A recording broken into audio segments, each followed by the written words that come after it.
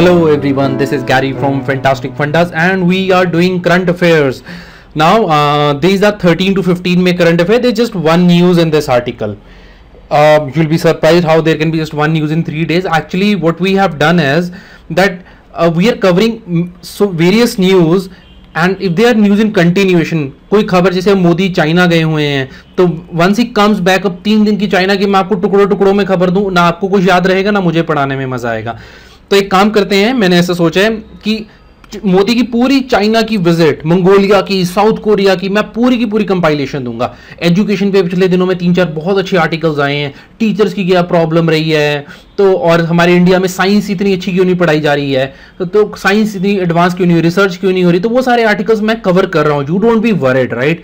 Indian express, Hindustan times and the Hindu और छुटपुट 2-3 अखबार और बहुत सारी जगह जगह से न्यूज़, बीबीसी चैनल, ये वो मैं सब कवर कर रहा हूं। अब वरी मत कीजिएगा, you will get all the current affairs, be assured about it. थोड़ा न्यूज़ को डेवलप होने दें, अब कुछ हो ही नहीं रहा है इतना ज़्यादा, तो हम भी क्या कर सकते हैं। पॉलिटी के अंदर मैंने बहुत अच्छे नोट्स तैयार किए हैं। इकोनॉमी के अंदर आने वाले दिनों में कुछ ऐसे नोट्स आएंगे जो आपको कहीं नहीं और मिलेंगे एंड वो जानना आपके लिए बहुत अच्छा होगा। It will be like that. And second point, मुझे ये पता लगा कि अभी यूपीएससी की नोटिफिकेशन शायद थोड़ा सा लेट हो जाएगी इस बार। So I am just saying that आप डोंट वरी फॉर इट, ठीक है। जब वो यूपीएससी वालों का काम है, आप उसके ऊपर फोकस मत कीजिए, just sit down and study, right. और आपका इतना ही काम है। अगर आप उसके ऊपर फोकस करेंगे, टाइम वेस्ट कर देंगे, उल्टा बैठ के जो हिस्ट्री की वीडियोस आ रही हैं आप उनको देखिए, उनको रट्टा मारिए। वेस्ट करने से अच्छा है टाइम ये कर ले, कुछ और पढ़ना चाहते कुछ और पढ़ लीजिए। So will move ahead. And आज की जो न्यूज है कि why are all satellites and missiles launched from the east coast. तो इसको समझने के लिए एक चीज मैं आपको समझाता हूं कि देखो, this is west, this is east and this is south. Now earth moves from west to east, right. This is earth and this is moving from west to east. हमें कैसे पता लगा? जो सन आता है, सन यहाँ से आता है और सबसे पहले ये जापान के ऊपर लाइट डालता है यहाँ पे, ठीक है जी। और घूमता घूमता घूमता सन कहाँ से जा रहा है, सनलाइट कहाँ से जा रही है, इस तरफ से इस तरफ को, ठीक है जी, ऐसे मूव कर रही है।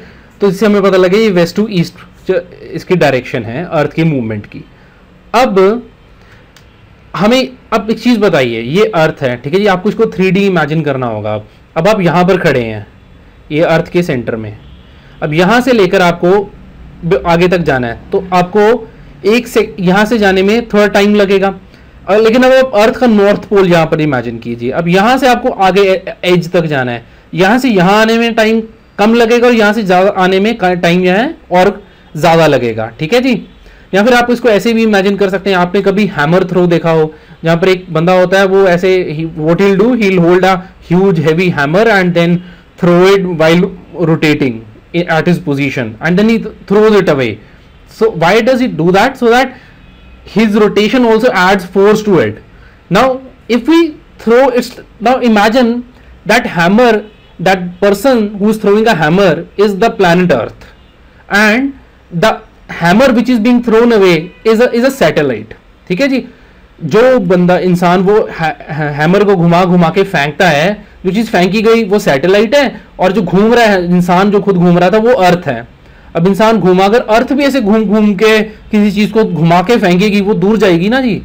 If earth rotates and then throw something, it will go some distance and let's say earth throws a satellite, right? So this way, when earth is moving from west to east, we throw satellite toward the eastern direction. So that this becomes one of the reason that why do we have satellites being launched from the eastern coast. That is one reason, right? Now we'll come to what we have read in the Hindu today. Everyone, so many of you might have read this. Now let's understand what they were saying. Earth moves from west to east. The surface velocity of the rotation varies from point to point on earth. अर्थ में अगर आप देखें, it is approximately 1600 kilometre per hour near the equator. लेकिन अगर आप north pole पर चले जाएंगे, जैसे मैंने आपको दिखाया उस डायग्राम में, क्या होगा कि आपकी स्पीड बहुत ही कम हो जाएगी, क्योंकि आपको डिस्टेंस ही कम ट्रेवल करना है, ठीक है ना जी। अब satellite launch from the sides near the equator toward the east direction, it will get a boost. वो हैमर वाली एग्जांपल से आप इसको याद कीजिए। अब ऐसा हम क्यों करते हैं? खर्चे कम होंगे। अर्थ भी जोर लगा रही है सैटेलाइट को फेंकने में, हम भी अपना जोर लगा रहे हैं. Earth is also using its force and we are also using our force to throw the satellite. इस वजह से खर्चा कम हो गया. This benefit can be taken only for such satellites which are placed in geostationary. अब geostationary क्या होता है? geostationary वर्ड बना है दो शब्दों से, जियो मतलब अर्थ और स्टेशनरी मतलब रुका हुआ. ठीक है जी. अब ऐसी सैटेलाइट, देखिए मैं आपको इस डायग्राम से यहाँ दिखा सकता हूँ. तो अब क्या हो गया कि एक अर्थ ऐसे है और यहाँ पर एक सैटेलाइट है. तो ये सैटेलाइट हमेशा इस इतने अर्थ को कवर कर रही है, लेट्स से जितना आप यहाँ पर देख सकते हैं. ठीक है जी. अब अर्थ तो घूम जाएगी, तो जियो स्टेशनरी सैटेलाइट वो होती है वो भी अर्थ के साथ साथ घूम जाएगी. जब अर्थ थोड़ा सा यहाँ घूम जाएगी इस तरफ को, ये सैटेलाइट भी यहाँ को घूम जाएगी और उसका जो एरिया जो कवर कर रही है वो हमेशा यही वाला रहेगा, फिक्स्ड एरिया रहेगा. ठीक है जी. तो what do we used eastern coast for such satellites, but then there are other satellites also. For example, polar से जो polar satellites होती हैं, polar orbit में जो घूमती हैं. So we don't use this eastern side, rather we give them north south inclination, right? And for example, these example of geostationary satellite जो हमारे communication में use होती हैं. For example, आप what do you want that your satellite, जब आप mobile पे बात करते हैं, when you talk on mobile, you send a signal to the satellite and satellite sends it back to the earth. Now suppose you are talking to someone and suddenly satellite moves somewhere. आप India में बात कर रहे थे, satellite America पहुंच गई उतनी देर में. अब फिर तो सिग्नल ही नहीं मिलेगा. तो वी वांट समथिंग जो बिल्कुल हमेशा हमारे सिर के ऊपर ही सैटेलाइट रहे. तो ऐसी चीजों में इसका यूज होता है. लेकिन कुछ चीजें होती हैं जहां पर हमें इसका ऐसी चीजों को यूज नहीं चाहिए. For example spying. ठीक है जी. हमें अलग अलग जगह पे अलग अलग चीज को कवर करना है, तो वहां पर हम we use polar the orbits. तो वहां पर हम ईस्टर्न कोस्ट को नहीं यूज करते हैं. ठीक है जी. एंड सेकेंड थिंग इज, अगर आप इंडिया की कोस्ट देखें, फॉर एग्जाम्पल अगर हम इंडिया की एग्जाम्पल ले लें, तो अगर हमने मान लीजिए इसको वेस्टर्न कोस्ट से लॉन्च किया और सैटेलाइट थोड़ा सा डिस्टेंस आगे चली, यहां पर पहुंच गई सैटेलाइट. अब यहां से क्या हुआ, सैटेलाइट नीचे गिर गई, क्या होगा, इट विल फॉल, मुंबई पर ही गिर जाएगी सैटेलाइट, तो हमें नुकसान होगा ना. Suppose we launch it from the western side and then satellite moves towards the east, it has to move east only. Now what will happen, suppose it crashes, it will crash on Indian mainland, किसी के सिर पर गिर जाएगी satellite हवा में.